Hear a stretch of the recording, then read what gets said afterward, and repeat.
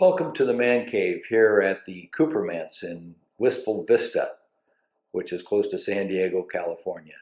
What I want to do in this particular video is give a recap of my ownership experience with this beautiful machine, 2014 MV Agusta Brutale 800 EAS, Electronic Assistance System. These are almost computers on two wheels. By recap, what I mean is I want to just relate my ownership experience, the pluses, the minuses, and go over a bit about the machine itself. And perhaps it can be a guideline for you if you decided to go down this route or motorcycle ownership in general. Stay tuned. We're going to get into more of this. I purchased this machine in June of 2014. My total purchase price was $12,700. That's an expensive price. This is a limited production machine from a small factory in northern Italy. It's manufactured in northern Italy, unlike many mass-produced machines that are made in a low-cost labor country. So that price does reflect a number of things. The materials that are used, the labor costs in the country, in an EU country, and of course the exclusivity, all part of that price. The only thing I've had to do in the 2 years that I've owned it were a 600-mile service, which is the normal break-in type service you do with machines. You bring it in, they change the break-in oil. There's a different viscosity factor in the break-in oil.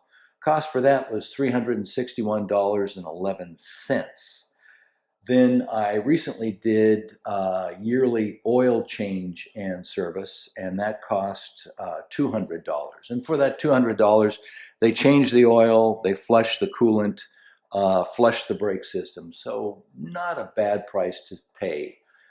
Assuming nothing breaks, you can look at that $200 a year probably as being your ongoing maintenance costs for a Brutale.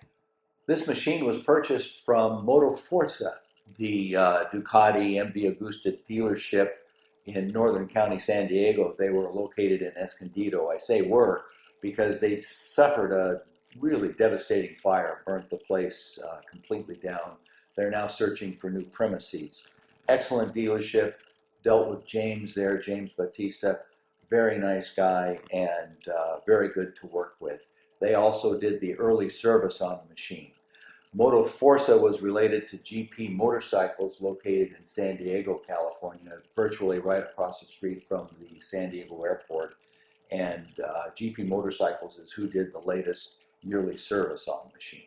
The only warranty issue I've had with the machine in terms of reliability was within about 4 months of my purchase of the machine, the front left fork cap developed a leak, and it was putting fork hydraulic fluid over the front of the machine.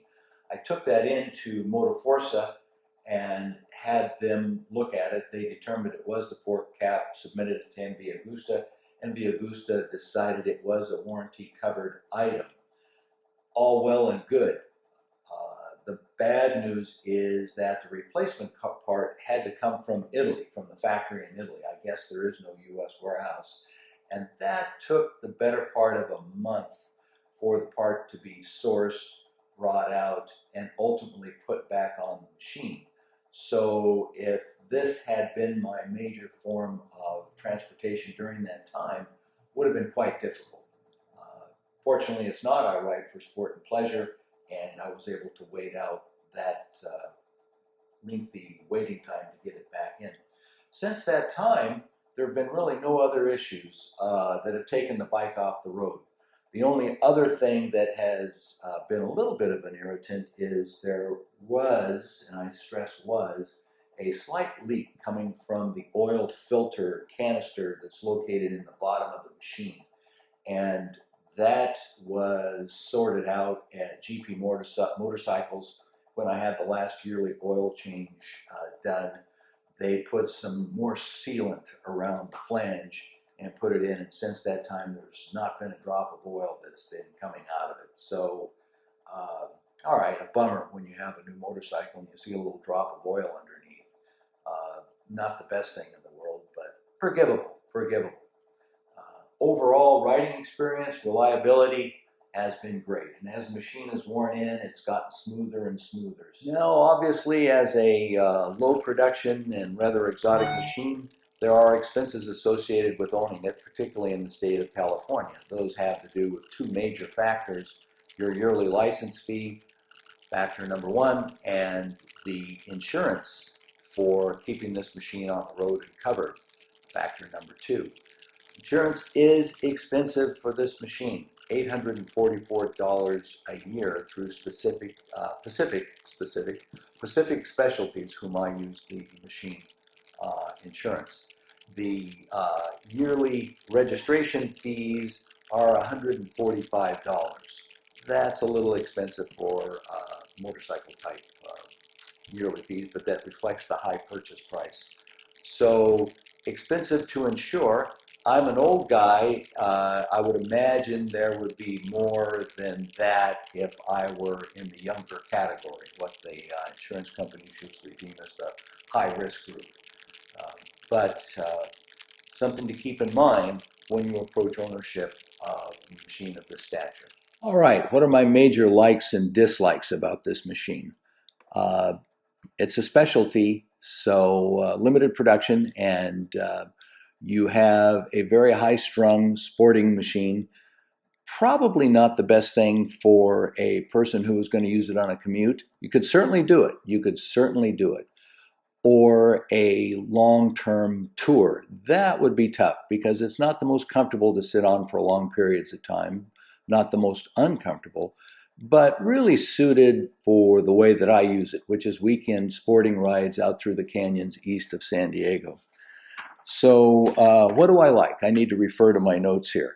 Like number one, lightweight. This weighs 368 pounds dry, which means it's going to be under 400 pounds wet, fully laden with gasoline. That is lightweight for a motorcycle. And its handling and ease of use illustrates that weight. Very lightweight. Handling, I mentioned that, my number two like. Handling of this thing is just superb. It really wants to go around corners and work out quite well. The motor sound, 3 cylinders. I kind of enjoy that eccentricity of 3 cylinders. There aren't too many 3-cylinder machines in the world, and just the idea of a 3-cylinder machine for me is interesting. Riding position, the ergonomics. Actually, probably not usable, as I said, for a long-distance touring machine, but the ergos when you're on the bike are actually not so bad. You're in an upright seating position. The leg bend that you have to do, I'll show you in a moment, is not so uncomfortable. And you can spend a few hours on it running around and not get into cramps and problems with your neck being held up like that or leaning on your elbows. It's very comfortable that way. Brakes. Brakes are superb. The brakes will stop this thing on a dime. You can stand it on its nose using the front brake. If you want to do a stoppie, this is your machine. It'll work great that way. The other things are little on the smaller side, but personal opinion, I happen to like the looks of this thing a lot. I think it's just a beautifully sculpted machine. And MV Agusta put a lot of time and effort into some of the details around it. There are little MV Agusta logos, for instance, in various locations on the bike. The tire valves, the valves to put air in the tires, are at a 90-degree angle so that you can quite easily get your air chuck on them instead of trying to thread it through the brake disc if you've ever tried to do that on a machine. Nice little touch. Really, there's some thinking going on behind this thing. The other things that I like about it are the quick shifter. There's a quick shifter up in this machine. The throw is pretty long, but the quick shifter up, you can stay on the throttle, quick shift it up, the computer steps in, adjusts the timing, adjusts the fueling, and it's just a great feeling as this thing just wants to go. Consider it a frisky little animal that just wants to go quickly, and it does that very well. Okay, let's continue the discussion with things that I dislike about this machine, MV Agusta 800 Brutale. There are very few things. In fact, I'm going to refer to my list here, but there's only about 4 that are really sort of an irritant to me. The first is that you have to pull in the clutch to start the machine. It will not start, even in neutral, with the clutch out. Minor inconvenience. Is it safer to do that? I think it's debatable that it is or isn't. As you start it, if you slip the clutch even once the machine is running, you can jerk it out of your hands. I would prefer that you didn't have to do that. That, like I say, that's a convenience issue. The display, which is LCD, it's all digital all the time. The display can be a little hard to read in direct sunlight. Sunlight over your shoulder or coming in, not a problem today. It's a little gloomy out there, but direct sunlight, the display can be a little bit hard to read. And if you need reading glasses, some of the details on the display are rather small. So the display, I think they could work a little bit more on contrast and readability in certain lighting situations. The other thing is the high gearing. This is geared rather high. It's based off a machine called the F3, which is a sport bike, full-on sport bike, drop handlebars, fairing, the whole works. And those are typically designed so that you can at least take them to the track on weekends and get a good track ride out of them. And to do that, they're geared pretty tall. And this is. You need to do a fair amount of clutch slippage away from the light to get it going. That tall gearing. Now that could be fixed with change to the sprockets.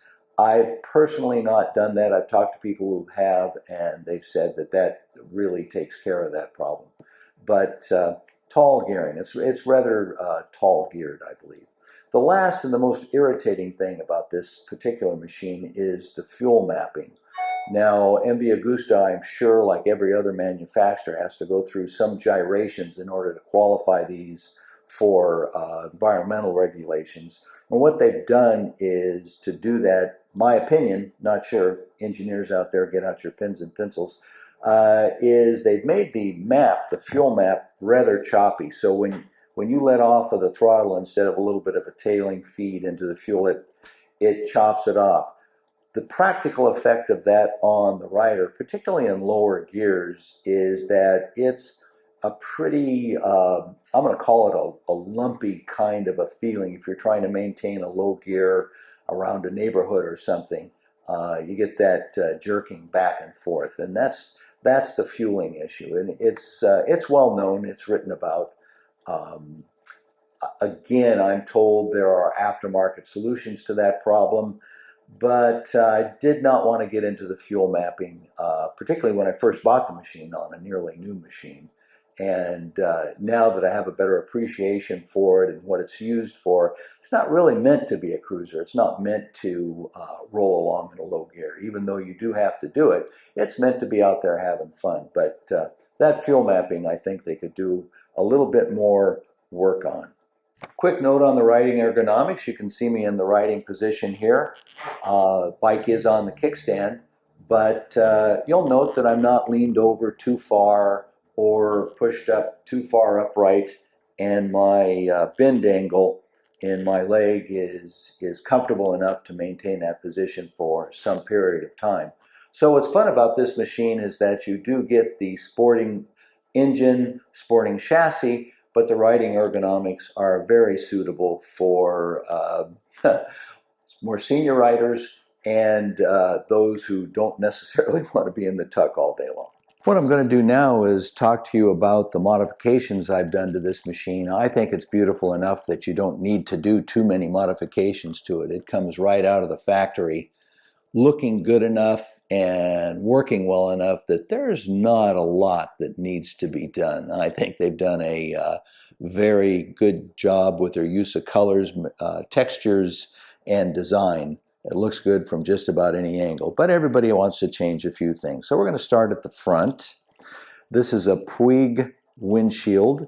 The standard windshield is not. That is, there isn't much of a windshield. So the Puig goes up about 3 times taller than what comes with the machine as standard, and it does push a little bit of the wind out of the way. You're riding on the highway, you really do appreciate this. Not very expensive at all, and very worthwhile, in my opinion, modification that doesn't do anything to the looks of the machine. The next item is an adjustable, let's get a better look at it here for you, adjustable clutch lever. The standard clutch lever came out a little bit on the high side, and I don't have the largest hands, so this one's adjustable, and I usually end up adjusting these to where they're almost the closest possible part, and this makes it just that easier to manipulate when you're moving along in traffic and using the clutch a lot. The next thing that I did was purchase these bar end weights, which took all, or let's say 95% of the vibration out of the machine. They're very easy to install and not a problem whatsoever, but it does kind of dampen the vibrations you get through the handlebars. I did install these foam grip puppies. They're called. They're give you a little extra cushion, a little bit more diameter on the machine to hang on to. I find that a very handy thing to have. Of course, I did put a cell phone holder on the handlebars. Everybody does that nowadays. Got to do that for your GPS and your communications on the go. I also added this. This is a steering damper. This comes from the factory actually, and it's stock on the Dragster, not on the Brutale. I don't know why, but it's very handy. It's adjustable. You can adjust it over here with this knob, and it helps to dampen out those steering movements. This is a very short wheelbase, steeply raked machine, and that steering damper does work quite well in keeping any possibility of a, I'm going to call it a mini tank slapper, although it never got that bad, but keeps any possibility of that happening. I also installed a tank protector. Your belt buckle goes right up against there all day long. Got this one on the internet. It says MV Agusta. I think it matches the machine beautifully. Looks quite good.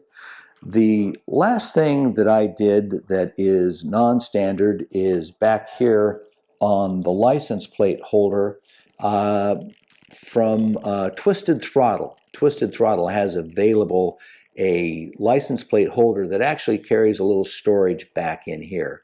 And what I put back in there is the registration and insurance card in case I pull over and have to show those.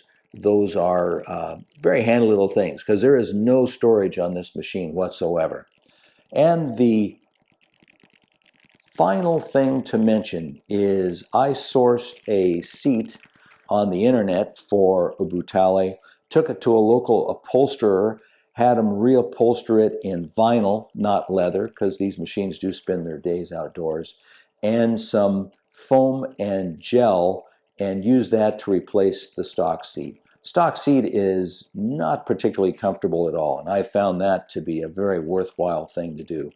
The whole deal cost me maybe $300. It was $150 for the seat pan, the seat core itself, and then $150 to do the upholstery. And the guys over there did a masterful job. I don't know if it'll show up, but a little red stitching there and a black insert where your butt sits, and then some gray to match the rest of the machine.